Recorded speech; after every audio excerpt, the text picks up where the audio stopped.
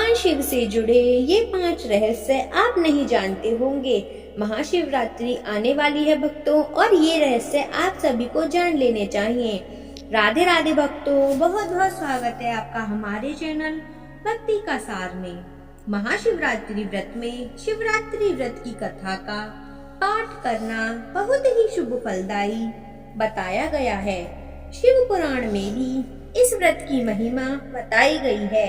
शिव पुराण के अनुसार जाने अनजाने में भी मनुष्य और जीव महाशिवरात्रि का व्रत कर लेता है, वह शिव कृपा का भागी बन जाता है और उससे यमराज के दूत भी दूर रहते हैं। इसीलिए महाशिवरात्रि व्रत में शिव भक्तों को महाशिवरात्रि की इस कथा का पाठ जरूर करना चाहिए।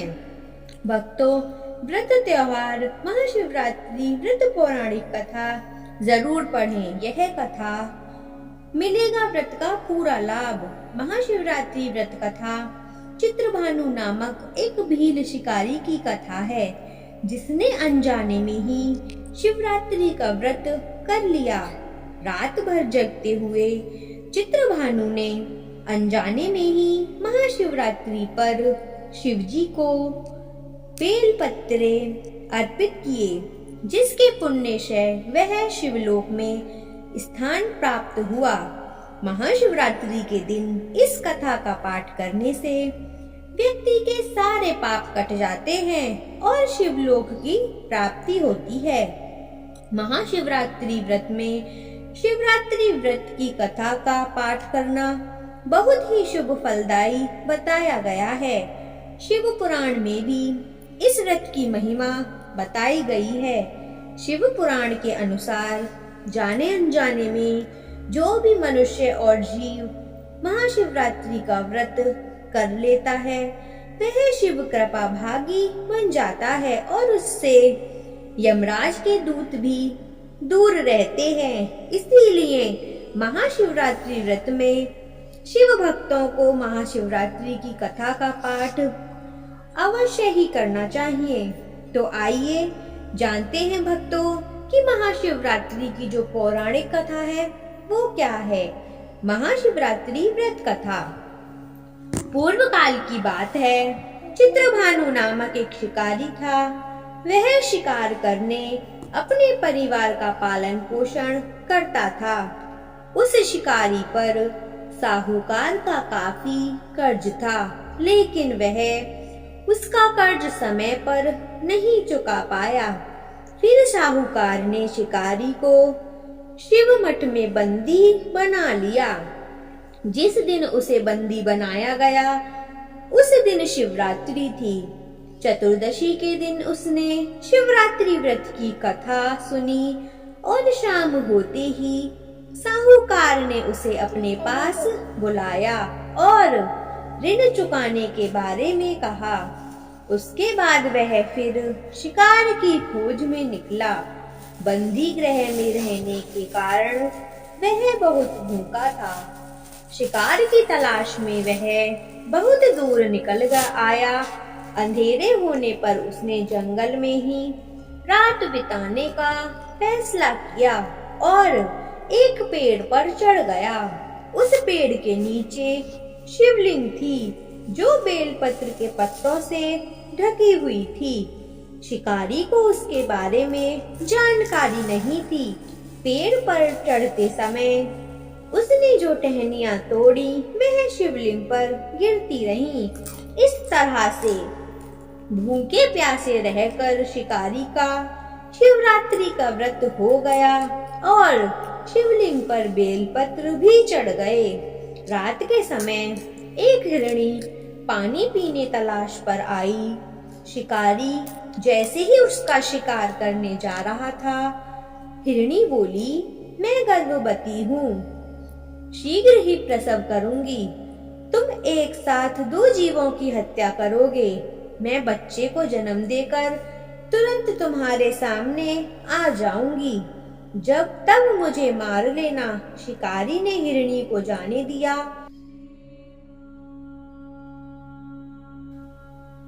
इस दौरान अनजाने में कुछ बेलपत्र शिवलिंग पर गिर गए। इस तरह उसने अनजाने में प्रथम पहर की पूजा भी संपन्न कर ली। कुछ देर बाद एक हिरणी उधर से निकली।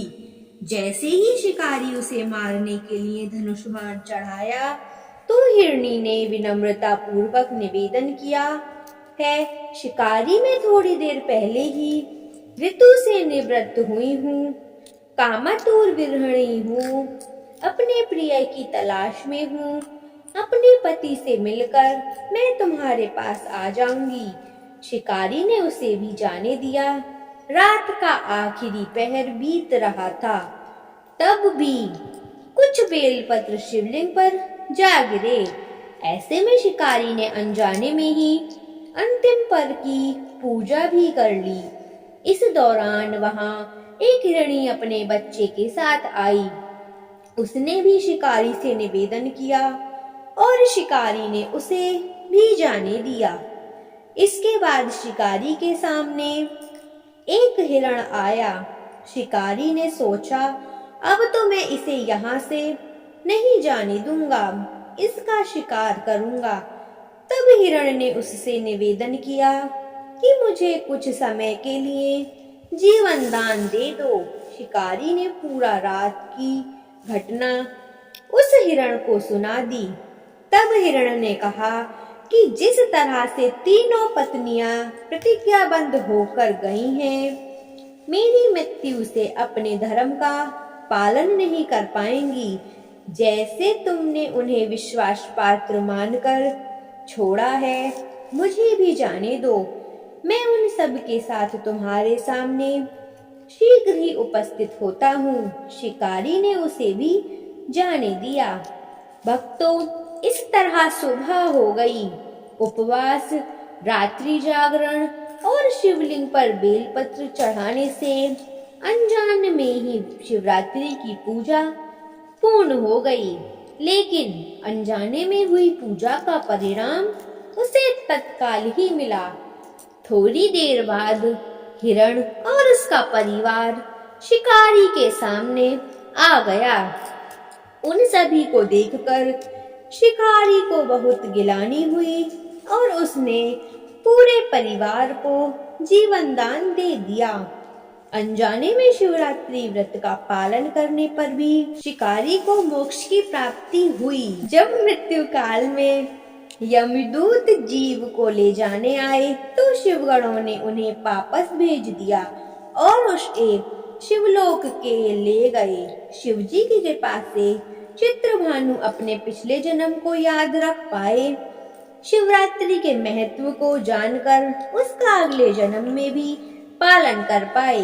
शिवरात्रि पर भगवान शिव पार्वती की शादी हुई थी, इसीलिए इस पर्व को भगवान की विवाह वर्षगांठ के रूप में मनाया जाता है। तो भक्तों, आइए भगवान शिव से जुड़ी कई ऐसी बातें हैं जिनके बारे में आप नहीं जानते होंगे। इस कहानी में कई रहस्य छुपे हुए हैं, तो आइए जानते हैं। माँ काली के चरणों के नीचे मुस्कुराते हुए भगवान शिव। भगवान शिव महादेव माँ काली के चरणों के नीचे भी मुस्कुराते हैं। भगवान शिव क्रोध और उग्रता के प्रतीक हैं, फिर भी वह सबसे उदार रूप में है। ऐसा क्यों? आइए बताते हैं इसके पीछे की वजह। एक बार काली माँ बहुत ज्यादा क्रुद्ध अवस्था में थी। कोई भी देव, राक्षस और मानव उन्हें रोकने में समर्थ नहीं था। तब सभी ने माँ काली को रोकने के लिए सामूहिक रूप से भगवान शिव का स्मरण किया। महाशक्ति जहाँ जहाँ कदम रखती वहाँ विनाश होना निश्चित था। भगवान शिव ने भी यह अनुभव किया कि वह महाशक्ति को रोकने में सामर्थ्य नहीं है। तब भगवान शिव ने भावनात्मक रास्ता चुना और उन्हें रोकने पहुंचे। भोलेनाथ माँ काली के रास्ते में लेट गए। जब माँ काली वहां पहुंची तो उन्होंने ध्यान नहीं दिया कि भगवान शिव वहां लेटे हुए हैं। और उन्होंने शिव की छाती पर पैर रख दिया। अभी तक महाशक्ति ने जहां जहां कदम रखा था वहां सब कुछ खत्म हो चुका था, लेकिन यहाँ अपवाद हुआ। माँ काली ने जैसे ही देखा कि भगवान शिव की छाती पर उनका पैर है, उनका गुस्सा शांत हो गया और वह पश्चाताप करने लगी। इस कहानी से हम बहुत कुछ सीख सकते हैं। यह मायने नहीं रखता कि हमारे पास कितने संसाधन हैं और हम कितने शक्तिशाली हैं। कई बार ऐसे मौके आते हैं जब हमें सोच समझकर परिस्थितियों को संभालना पड़ता है। हर मुश्किल का हल निकाला जा सकता है अगर सूझबूझ से फैसला लिया जाए। दूसरा है माँ पार्वती की ली थी परीक्षा। हम में से कुछ लोग ही जानते हैं कि भगवान शिव ने माँ पार्वती की परीक्षा ली थी। पार्वती माँ से विवाह करने से पहले भगवान शिव ने उनकी परीक्षा लेने की सोची। भोले ने ब्राह्मण का रूप धारण किया और पार्वती के पास पहुंच गए। उन्होंने पार्वती माँ से पूछा कि वह भगवान शिव जैसे भिखारी से विवाह क्यों करना चाहती हैं, जिसके पास कुछ नहीं है। यह सुनकर पार्वती माँ क्रोधित हो गईं। उन्होंने कहा कि वह शिव के सिवा किसी और से विवाह नहीं करेंगी। उनके इस उत्तर से भगवान शिव प्रसन्न हो गए। वह अपने असली रूप में सामने आ गए और पार्वती से विवाह करने को राजी हुए। इसीलिए पूरे शरीर पर भस्म लगाते हैं शिव। भगवान शिव के पूरे शरीर पर भस्म लगाए रहते हैं। शिव भक्त माथे पर भस्म का तिलक लगाते हैं। शिव पुराण में इस संबंध में एक बहुत ही दिलचस्प कहानी मिलती है। एक संत था जो खूब तपस्या करके शक्तिशाली हो चुका था। वह केवल फल और हरी पत्तियां खाते थे, इसीलिए उनका नाम प्रनद पड़ गया। अपनी तपस्या के जरिए उस साधु ने जंगल के सभी जीव जंतुओं पर नियंत्रण स्थापित कर लिया था। एक बार अपनी कुटिया की मरम्मत के लिए लकड़ी काट रहे थे, तभी उनकी उंगली कट गई। साधु ने देखा कि उंगली ने खून बहने के बजाय पौधे का रस निकल रहा था। साधु को लगा कि वह इतना ज्यादा पवित्र हो चुका है कि उसके शरीर में खून नहीं बल्कि पौधे का रस भर चुका है। उसे उस बात की बहुत ज्यादा खुशी हुई और वह घमंड से भर गया। अब साधु ने खुद को दुनिया का सबसे पवित्र शख्स मानने लगा। भगवान शिव ने जब यह देखा तो उन्होंने एक बूढ़े का रूप धारण किया और वहां पहुंच गए। भक्तों, बूढ़े व्यक्ति के भेष में छिपे भगवान शिव ने साधु से पूछा कि वह इतना खुश क्यों है। साधु ने वजह बता दी। सब बात जानकर उससे पूछा कि ये पौधे और फलों का रस ही तो है, लेकिन जब पेड़ पौधे जल जाते हैं तो वह भी राख बन जाते हैं। अंत में केवल राख ही शेष रह जाती है। बूढ़े व्यक्ति का रूप धारण करे शिव ने तुरंत अपनी उंगली काट कर दिखाई और उससे राख निकाली। साधु को एहसास हो गया कि उनके सामने स्वयं भगवान खड़े हैं। साधु ने अपनी अज्ञानता के लिए क्षमा मांगी। ऐसा कहा जाता है कि तब से ही भगवान शिव अपने शरीर पर भस्म लगाने लगे ताकि उनके भक्त इस बात को हमेशा याद रखें, शारीरिक सौंदर्य का अहंकार ना करें बल्कि अंतिम सत्य को याद रखें। भगवान शिव ने दिया था सुदर्शन चक्र। भगवान शिव विष्णु के हाथों में हमेशा सुदर्शन चक्र सुशोभित रहता है। यह सुदर्शन चक्र भगवान शिव ने ही भगवान विष्णु को दिया था। एक बार भगवान शिव विष्णु की आराधना कर रहे थे। विष्णु देवता ने भोलेनाथ को प्रसन्न करने के लिए हजारों कमल बिछा रखे थे।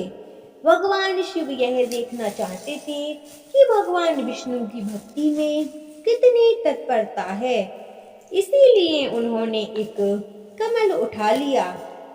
भगवान विष्णु सहस्त्र नाम लेते हुए शिवलिंग पर हर बार कमल का फूल चढ़ा रहे थे। जब विष्णु 1000वां नाम ले रहे थे तो उन्होंने पाया कि शिवलिंग पर अर्पित करने के लिए कोई भी फूल शेष नहीं रह गया है। तब भगवान विष्णु ने अपनी आंख निकालकर शिव को अर्पित कर दी। भगवान विष्णु को कमल नयन कहा गया है, इसीलिए कमल के फूल के बजाय उन्होंने अपना नेत्र अर्पित कर दिया। अटूट भक्ति देखकर भगवान शिव ने भगवान विष्णु को सुदर्शन चक्र भेंट किया। तो आइए जानते हैं भक्तों अमरनाथ की गुफा की कहानी के बारे में।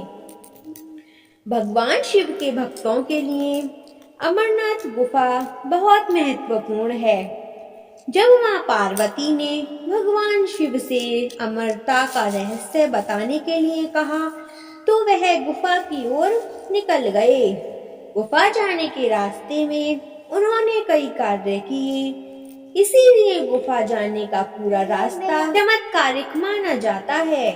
अमर कथा के रहस्य बताने के क्रम में भगवान ने अपने पुत्र वाहन आदि को निर्जन स्थानों पर छोड़ दिया। ये सभी स्थल तीर्थ स्थल बन गए। पौराणिक कथाओं के मुताबिक भगवान शिव गुफा तक पहलगाम से होते हुए पहुंचे थे। तो आशा है भक्तों आपको यह शिवरात्रि की कथा और भगवान विष्णु के यह चमत्कारिक कथाएं सुन के अच्छा लगा होगा। अगर यह जानकारी आपके काम की हो तो हमारे वीडियो को लाइक करें और इसी तरह की कहानी, कथा और त्योहारों और पर्वों की जानकारी के लिए हमारे चैनल को सब्सक्राइब करें और घंटे के बटन को दबाना बिल्कुल भी ना भूलें, जिससे कि हमारे वीडियो का नोटिफिकेशन आप तक सबसे पहले पहुंच सके। हम रोज सुबह आपके लिए वीडियो अपलोड करते हैं और रोज शाम को, तो वीडियो को देखना ना भूलें और वीडियो को पूरा अवश्य देखें। राधे राधे दोस्तों, जय माता दी, ओम नमः शिवाय। आपका दिन मंगलमय और शुभ हो।